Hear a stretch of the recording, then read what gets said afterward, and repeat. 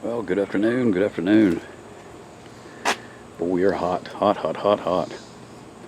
Getting close to 100 degrees again every day. We have had a little bit of rain. I've mixed up some nutrients. I've just got some mounts soaking.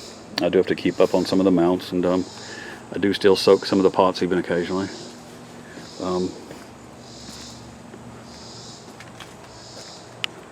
It's down to 90. We were 99, it looks like, today.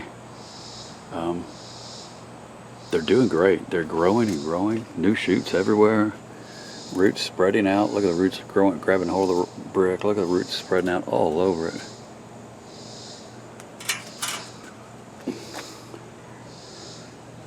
That is digging into the moss. Lots of new shoots popping up on it. It's growing really well. They're all growing really well. They all have new, excuse me for the bump there, they all have new shoots. Lots of new canes. Just doing great. Just growing and growing. I'm just trying to keep up with it. Trying to keep up with it is all. When I have good days, I'm out here feeding and watering, feeding and watering. I've got some dendrobiums growing, some of them aren't, and the ones that aren't, I'm not giving them much, and the ones that are, I'm feeding like crazy. That phal loves it over here in the sun. It loves getting more sun. Matter of fact, one of the things I've had to do is, that's one of the questions I get quite often, but I've never really known how to answer it, maybe till now. There's two mottled phals I have right there, and I've just moved them up here about a week or so ago. They're up here with the rest of the plants getting quite a bit of light, and I'm actually going to move them into even brighter light. I'm going to slowly move them up higher and higher and higher so they get more light and more light. One of the things I've noticed, and these are two of the mottled ones, they're not species. These are more like the Schelleriana, and I'm sure I'm saying that wrong. Anyway, they've lost their mottling. And the big fat one over here, the one with the larger, rounder, kind of short, fat leaves, like is this one, is more like the Stewartiana. I'm sure I'm saying that wrong again. I put these all in that big container and like right over there, water them all together. And the Phalaenopsis, they're in little pots and stuff, and they all have little wires around them with these hooks. And I reached in and picked this beautiful plant up. This was several weeks back, and snagged that leaf on one of those hooks while I was pulling it out of the water and tore that leaf. It like kills a little piece of the inside when that happens. This one I took out of that glazed pot. It's doing much, much better. It stays over here. It's getting, it's over here with the rest of the plants in the shade house. The other two, the ones that are losing their color, I've just moved them here. They were hanging down up underneath here where there's quite a bit more shade. They're getting a little more sun than they used to over here. They got zero sun, just what was reflected. But I'm moving everybody around too much, sorry. But they've been hanging under here, and one of the things I've noticed is, one, they're not blooming. Two, they're, and it may not be time for them, but I've had these guys for quite a while and they haven't bloomed since I got them. None of those have done repeat blooms on me. They've all just never put spikes back up. They're growing well, love the wood mounts, their roots going like crazy, and they're growing leaves, but one of the things that's happened is they've lost their mottling. They're no longer, they're almost just dark green now. That one had water dripped on it. They're almost dark green now, but almost no mottling. Why would they lose their mottling? First I got to go back to, let me take this one over here. Why would there be two mottled phals to begin with? Why would Mother Nature model these two Phalaenopsis species and not the other Phalaenopsis?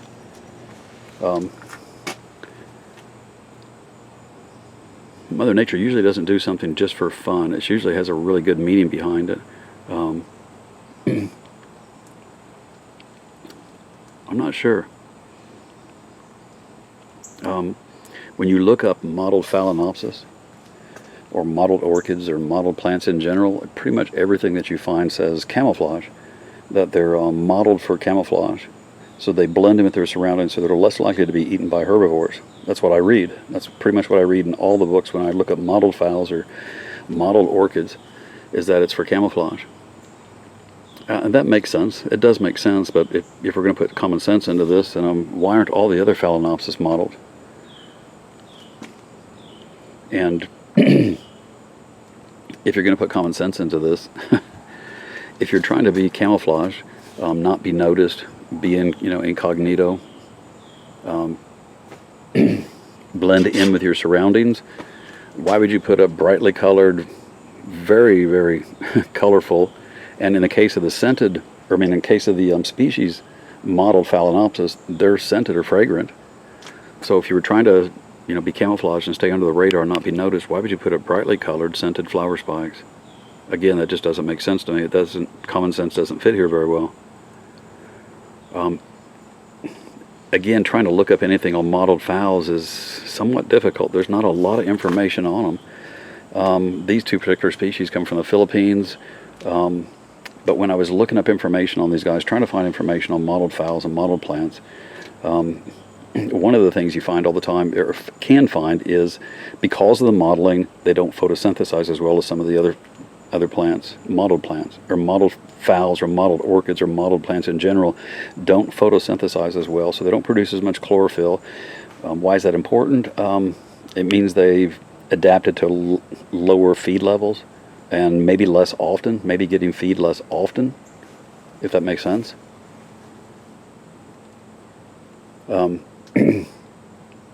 But looking up mottled phals or mottled orchids and trying to get information on them, again, all I can find is camouflage. When I was looking up the mottled plants, trying to find out more information on the two species, you go in the back of the links, and then you dig in the back of those links, and the back of other links, and you end up, in old orchid forums and all kinds of, find old research papers, stuff that's back on the internet that's not actually out front on the internet for most people to see. You have to dig around, find stuff. But and it's not hard to find. I find parts and pieces of the old botanical field reports where they were harvested back in, like, I think it was 1858 or 1860, something like that. And I'm sure my dates are off. I'm just trying to make a point. But when I was going over the field report, just looking for stuff, information on them, it was talking about where they were found. They're in the Philippines. They're on different islands. They find them. Gives latitude, elevation, longitude, all kinds of coordinates. Talks about the rainfall, the temperatures, everything you expect to find on a field botanical report, other types of faunas, etc. But when it talked about harvesting and where they were actually harvested from, it said from the uppermost canopy of the trees. And to me, again, just my take, the lower part of the canopy, or the middle part of the canopy even, would be much shadier. The upper part of the canopy, not the above the canopy, but the upper part of the canopy, to me, would be much, much brighter. They would be exposed to very, very bright light. And this is the Philippines too now. So, I would imagine that would be very intense light at the tops of trees, especially on islands out in the Philippines. It's probably a lot more light than we're giving most of our plants. But to me, and again, just my take, if you had dark, dark, dark green leaves and you were having to live in an extremely, extremely bright environment with exposed to bright light and high temperatures, if you mottled your leaves, put silver mottling all over them, you would reflect a lot of that light back. You would reflect a lot of that heat back off your leaves, and would be able to live under those conditions. To me, that's not camouflage. That's not camouflage at all. It doesn't make sense. To me, that's an adaptation to the conditions, the environment, bright, bright light, where they naturally come from. And if you think about it, these guys would live in the uppermost canopy of the tree, right? Plants that are down in the lower part of the canopy, down low, low, low in the canopy, or on the lower part of the tree, when it rains, nutrient accumulation would be greater at the bottom, because it would keep accumulating, keep accumulating as it came down the tree, and by the time it got down lower, the plants down lower would get a lot of nutrients, right? The ones in the uppermost canopy of the tree, where the accumulation begins, where nutrient accumulation begins, would get much, much less food. It hasn't had time to accumulate, really. Does that make sense? And these plants being mottled have adapted to being able to take lower feed, lower nutrient amounts. It kind of fits together. And again, just my take on it, but when an orchid seed, a Phalaenopsis seed, lands on one of these trees and it starts to grow, it can't move itself around. That's where it's going to grow, that's where it's going to stay. And it would develop the mottling to protect it against the bright sun and against the heat, to reflect that heat back and to be able to survive. And it would be able to survive on lower amounts of nutrition because it's used to it and it's designed that way, being in the upper part of the canopies. Now, as the tree grows and branches come over the top of it, and it starts to get more branches over the top and more branches over the top, the plant, in order to make up for the loss of light and to keep itself producing enough food to provide for itself, they do have to produce sugars and starches, stuff like that. It would lower its mottling or drop its mottling with less light to make up for, the difference in nutrition. Does that make sense? And again, just my take on it. Now, mine being hybrids, mongrels, they're not species Phalaenopsis. They don't have much of this issue. But they are losing their mottling. These are. Now I moved them into brighter light, and I have to keep reminding myself that they don't have the mottling on themselves anymore to protect themselves against the bright light. You can just barely see some of the vertical marks going across that one leaf right there. Now the little dots and damage issues, I think, again, those are from those hooks and stuff. I'm not watering my plants like that anymore.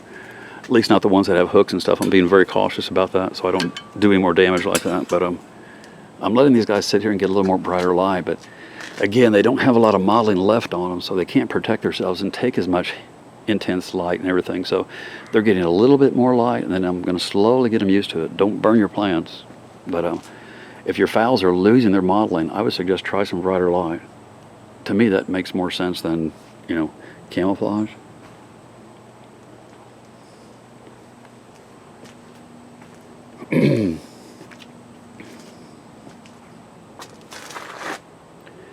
Anyway, I guess that's my take on mottled phals and why mine are losing their mottling. I've gotten that question several times over the past year.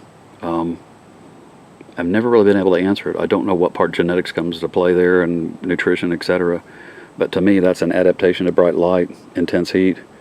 And it stands to reason with that silver mottling on your leaf, you would reflect that heat back and reflect some of that light off you to be able to survive under those conditions.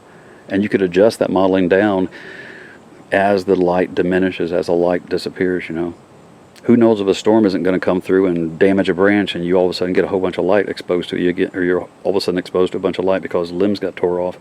You could, again, increase your mottling. So we're going to find out what happens. I'm going to keep you informed on that and see if my hunches are correct, but I'm pretty sure that's why they've dropped their mottling. And as you can tell now, they're out here with the cattleyas and oncidiums and stuff like that, and they're getting quite a bit of light. I'm just going to keep an eye on them, and they've been out here for a week or so and no burning yet, no issues, even in 100-degree temperatures. So I'm going to watch and see if the mottling doesn't start showing up more. I have a feeling it's going to. And you have to remember, why is all this so important? One, not to just grow them properly, but the main reason we grow these is for the blooms, and blooms are triggered by light and temperature more than anything. More than nutrients, are triggered by light and temperature. So giving these guys the correct amount of light would, help them bloom also. Just my take on it. I'm going to get back to it. Plants are doing wonderful. I'm just dealing with things at the moment, as everybody has to deal with things. And I'll update soon. I'll update again, I guess, as soon as I can, and as soon as I'm able. Everybody's just growing and growing and growing and growing.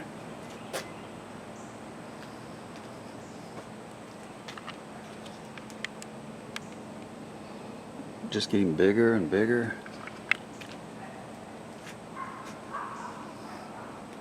Have a wonderful day, everybody. I'm going to sit back and enjoy my evening. I hope you do the same. Thank you for listening. Thank you for watching. Thanks for all the kind words and all the thoughts and concern. I appreciate it. Enjoy your evening.